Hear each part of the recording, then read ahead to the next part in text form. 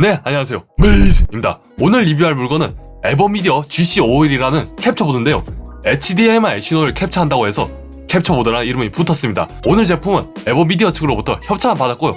이게 다 구독자분들 덕택입니다. 정말 구독자분들에게 감사하다는 말씀을 드리고 싶습니다. 아무튼 오늘 이 캡처보드를 간단하게 리뷰하면서 진행할 컨텐츠가 있는데요. 이 제품의 특징이 4K 60 패스스루 기능에다가 무손실 캡처가 가능합니다. 이게 무슨 말이냐면 캡처를 할 때 화질 손상이 전혀 없다는 말이에요. 하지만 이런 것들 때문에 약간 가격이 세긴 해요. 아무튼 그래서 방송인들이 요즘 투컴으로 많이 가잖아요. 그래서 이 무손실 캡처가 되는 캡처보드를 사용해서 투컴 구성을 했을 때 원컴에 비해 화질이 얼마나 좋아질 수 있는지, 그리고 원컴에 비해 이걸 사용한 투컴이 게임 프레임이 얼마나 올라갈 수 있는지, 이런 것들을 오늘 실험해보는 게 주 컨텐츠라고 보시면 됩니다.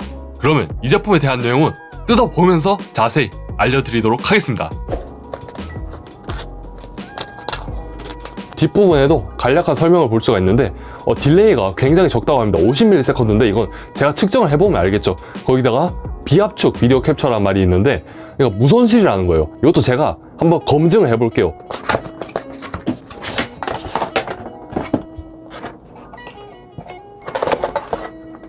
안쪽에는 타입C 3.1 케이블이 들어있습니다. 참고로 USB 2.0에는 연결되지 않는다고 합니다. 반드시 컴퓨터의 3.0이나 3.1 단자에 연결을 하셔야 되고요. HDMI 케이블을 무상으로 제공하고 있습니다. 이건 패스스루 기능 쓸 때 별도로 HDMI 케이블 구비할 필요가 없으니까 뭐 좋은 것 같네요. 그 외에도 파워 디렉트 15 동영상 편집기를 이렇게 키로 제공해주고 있는데 기간 제한 같은 건 없는 것 같네요. 그 외에도 어디 쓸지는 잘 모르겠는데 이 나사가 하나 들어있어요. 나사랑 설명서 하나 들어있고요.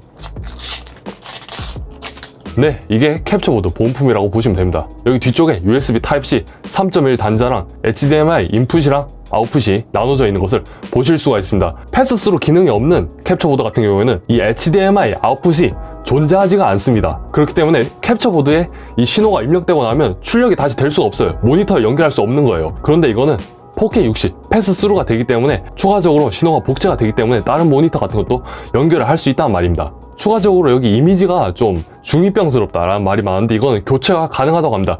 에버미디어 GC551을 설치를 해볼 건데요. 설치는 정말 간단합니다. 송출형 컴퓨터에 연결을 해야 됩니다.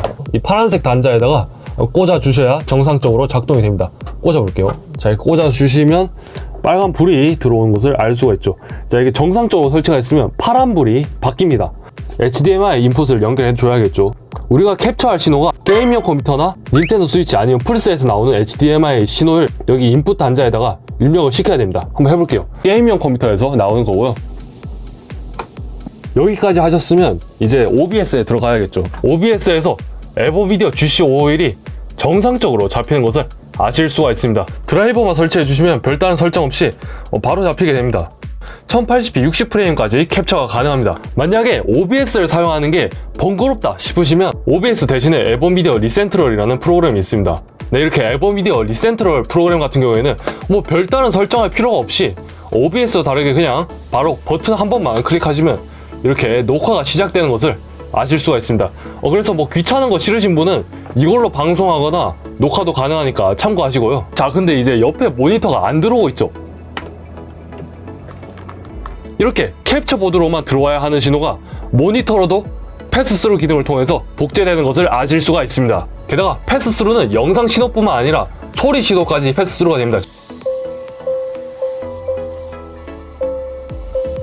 이렇게 게임용 컴퓨터에서 나온 소리 신호가 송출형 컴퓨터로 그대로 들어가는 것을 알 수가 있고요. 이 소리 신호는 또 모니터로 패스스루가 가능합니다. 이제 GC551이 손쉽게 설치되는 거 보여드렸으니까 원컴 vs 캡처보드 사용한 투컴 비교 진행해보면서 제품평도 한번 남겨보도록 하겠습니다. 원컴보다 투컴이 화질이 좋다, 그리고 게임 성능이 좋다, 이런 거는 당연히 여러분이 알고 계실 거라고 생각을 합니다. 컴퓨터 한 대가 게임과 방송 송출 동시에 진행하는 것보다 투컴으로 나눠서 분산 처리를 하는 게 훨씬 화질 프리셋 같은 걸 높일 수가 있고 게임 성능도 당연히 더 좋아질 테니까요. 근데 문제는 원컴보다 투컴에 들인 돈에 비해서 시청자가 체감할 수 있는 차이가 나오는지, 그리고 또 정량적으로 정확히 방송 환경이 얼마나 좋아지는지, 이런 것은 국내에 없는 걸로 압니다. 그래서 제가 협찬받은 무손실 캡처가 가능한 GC551로 이 실험을 해볼 거고요. 테스트는 실제 방송인 세팅 그리고 환경에 근접하게 구성했지만 저와 여러분들이 가진 주변 환경이나 장비가 똑같을 수가 없기 때문에 참고용으로만 부탁드립니다. 우선 화질 테스트 같은 경우에는 원컴 세팅 그리고 GC521을 사용한 투컴 세팅으로 해가지고 트위치로 송출을 할 겁니다. 이렇게 원컴과 투컴으로 트위치에 송출을 하면 다시 보기가 생기겠죠. 이 다시 보기를 트위치 리처라는 프로그램으로 무선지로 다운을 받을 거고요. 이 다운받은 다시 보기를 MS VQMT라고 화질 상태를 정확한 수치로 알려주는 프로그램이 있습니다. 이것을 통해서 성능 비교 전에 화질 비교를 먼저 진행을 해보도록 하겠습니다.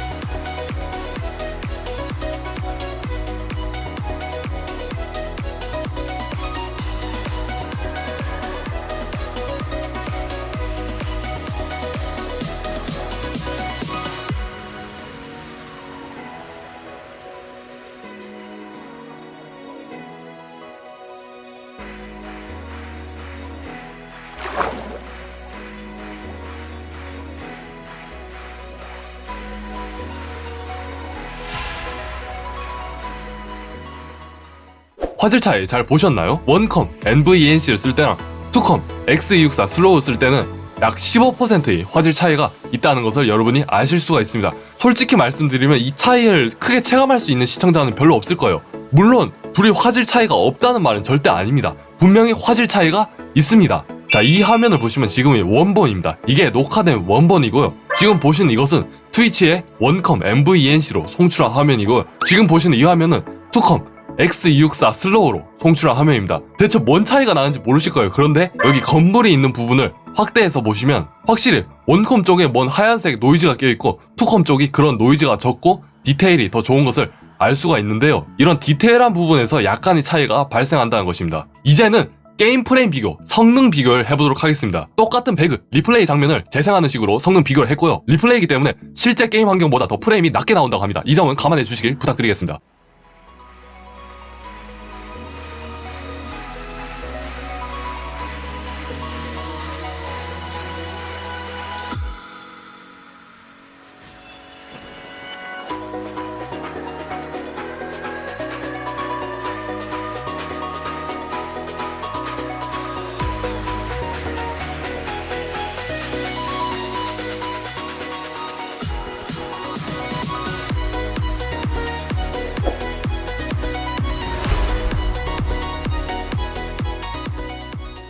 자, 잘 보셨나요? 이렇게 원컴과 투컴 게임 성능 차이를 비교해봤는데 얻을 수 있는 결론이 두 가지 나왔습니다. 첫 번째 결론은 원컴에서는 무조건 NVENC가 답이다. X264 베리패스트 같은 경우에는 배그랑 동시에 돌리면 사실상 방송이 불가능한 상태가 됐습니다.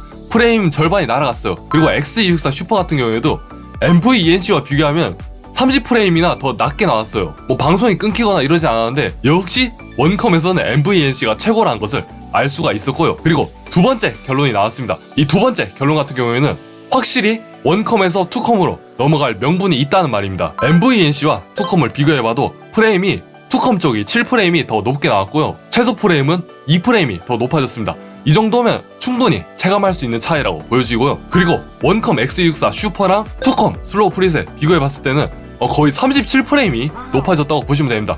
그리고 최소 프레임도 20프레임이나 더 높아졌어요. 원컴과 투컴 이 정도 게임 성능 차이면 충분히 투컴으로 갈만한 명분이 있는 것 같습니다. 이제 마지막으로 이 제품에 대한 평을 남겨보도록 하겠습니다. 이 제품을 사용하면서 얻은 장점이 3가지가 있는데 첫 번째로는 무손실 캡처가 가능하다는 것입니다. 적어도 이 캡처 보드에서는 화질 손상이 전혀 없고요. 두 번째로는 딜레이가 거의 제로에 가깝다고 볼 수 있어요. 투컴 세팅을 할 때 이 캡처 보드를 사용하면 방송 딜레이가 거의 증가하지 않습니다. 블루투스 헤드셋보다 딜레이가 적어요. 세 번째로는 이 제품을 구입하면 주는 에버미디어 디센트럴이라는 프로그램인데 이게 굉장히 사용하기에 편리했습니다. 그리고 단점도 3개 정도가 나왔는데요. 우선 USB 3.0 단자가 없는 컴퓨터에서는 이 제품을 아예 사용을 할 수가 없습니다. 전혀 사용을 할 수가 없고요. 요즘 나오는 컴퓨터는 USB 3.0 단자가 100% 있다고 보시면 되기 때문에 요즘 최신 컴퓨터 쓰는 분들은 이게 전혀 단점이 아닐 거고요. 그리고 두 번째 단점으로는 이게 USB 3.0이 된다고 해서 또 무조건 호환이 되는 건 아니에요. USB 칩셋이 인텔 칩셋이 아니면 정상적으로 사용이 불가능했습니다. 제가 가진 컴퓨터 중에 USB 칩셋이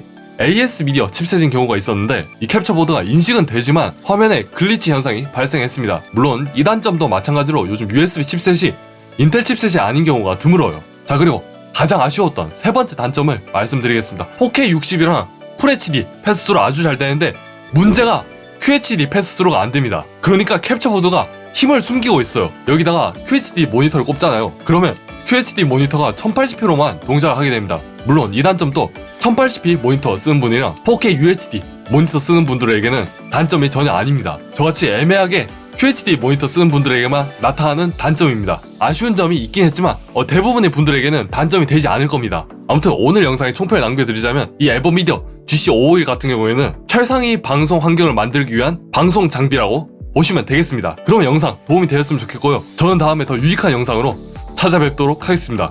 메이즈